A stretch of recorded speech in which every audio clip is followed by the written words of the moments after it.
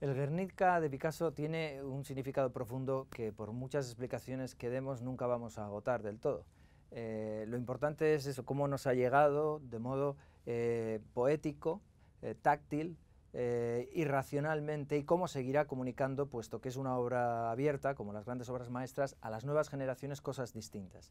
Pero sí que es interesante aplicar la metodología de Banowski, que ya hemos estudiado, a analizar este cuadro según esos tres niveles de lectura. Uno primero, lo hemos dicho ya, es el preiconográfico, y es ese acceso directo a las imágenes que nos transmiten con su propia fuerza emotiva, expresiva, sin necesidad de racionalizarlo todo, la carga que transmitía también a esos visitantes del pabellón del año 37, que quedaban impactados, no sabían muy bien por qué, no entendían nada, pero quedaban impactados. De hecho, ha habido muchas teorías sobre el cuadro.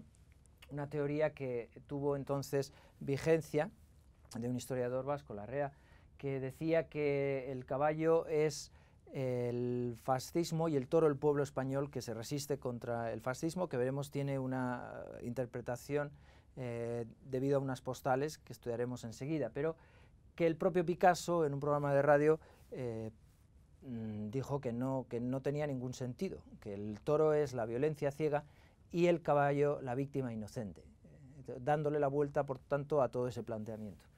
Y efectivamente esta interpretación de Picasso enlaza con algo que es muy básico, que es evidente que lo que tenemos delante es una metáfora de la corrida de toros.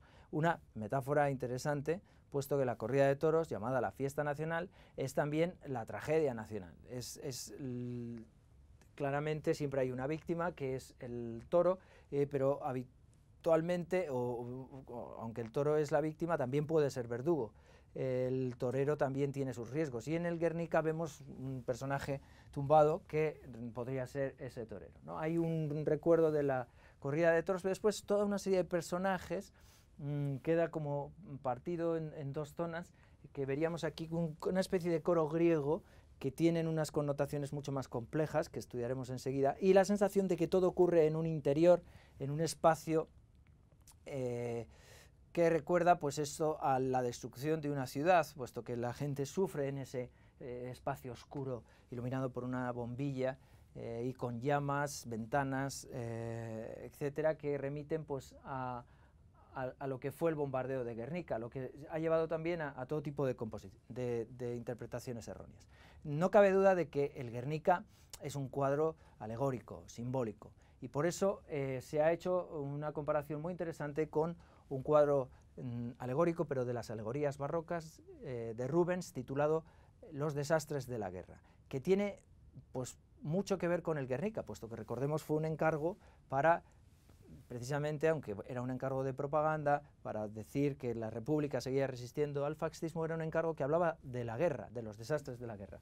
Y Picasso encontró ahí una inspiración, sin duda, por lo menos para organizar a sus personajes, que se pueden ver en sentido contrario, puesto que Picasso seguramente se inspiró en un grabado, y los grabados invierten como un espejo la posición de las figuras, pero un grabado que sabemos que Picasso tenía, que él conocía muy bien, porque tenía un conocimiento de la historia del arte bastante profundo. Tenemos la suerte, además, de contar con una descripción que el propio Rubens hizo de esta obra, que fue un encargo para Florencia, y en el viaje, pues, se debió deteriorar. Le preguntaban cuál es el sentido para la restauración de todas las figuras, y a un discípulo suyo él le escribe lo que voy a leer a continuación. La figura principal es Marte, que acaba de abrir la puerta del templo de Jano, que era costumbre dejar cerrada en tiempos de paz. Tenemos Marte en el centro, la puerta del templo de Jano abierta. Marte avanza con un escudo y una espada ensangrentada, amenazando a las naciones con un gran estrago, y sin prestar la menor atención a Venus, su mujer, que con caricias y abrazos trata de contenerle, acompañada de sus cupidos y amorcillos. Todos conocemos que Venus está relacionada con el amor y Marte con la guerra. No eran marido y mujer, eran amantes, pero esa disputa familiar provoca el caos alrededor, ¿no? Él pierde los estribos, veremos que es el símbolo claro del toro, también la violencia ciega, y Venus, que intenta sujetarle. Pero le tira de la mano de Marte la furia Alecto, que lleva una antorcha en la mano. Las furias son personajes mitológicos que tienen que ver con las iras incontenidas. La furia Alecto además está relacionada con la violencia y con la muerte, y es la que agita a Marte. No lejos están los monstruos que representan la peste y el hambre, compañeros inseparables de la guerra. Yace en el suelo una mujer con un laúd roto, que es la música o la armonía incompatible con las discordancias de la guerra. Hay también una madre con su hijito en brazos, veremos luego en detalle, pero que coincide más o menos con la disposición del Guernica, pero en el otro lado, una madre que simboliza la fecundidad, la generación y la caridad. Los romanos representaban a la caridad así, con una madre con varios niños, que han sido pisoteadas por la guerra.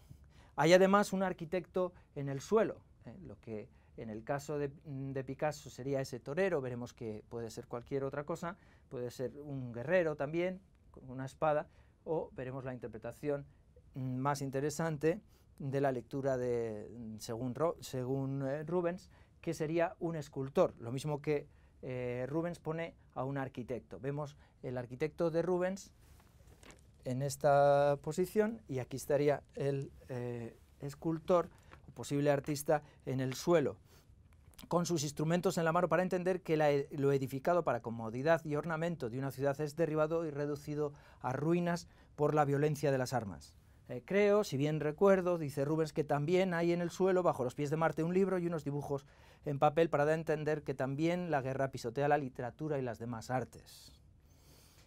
Después hay un haz de flechas rotas, simbolizaban la unión y están rotas, y un caduceo de olivos, símbolo de la paz, pisoteado.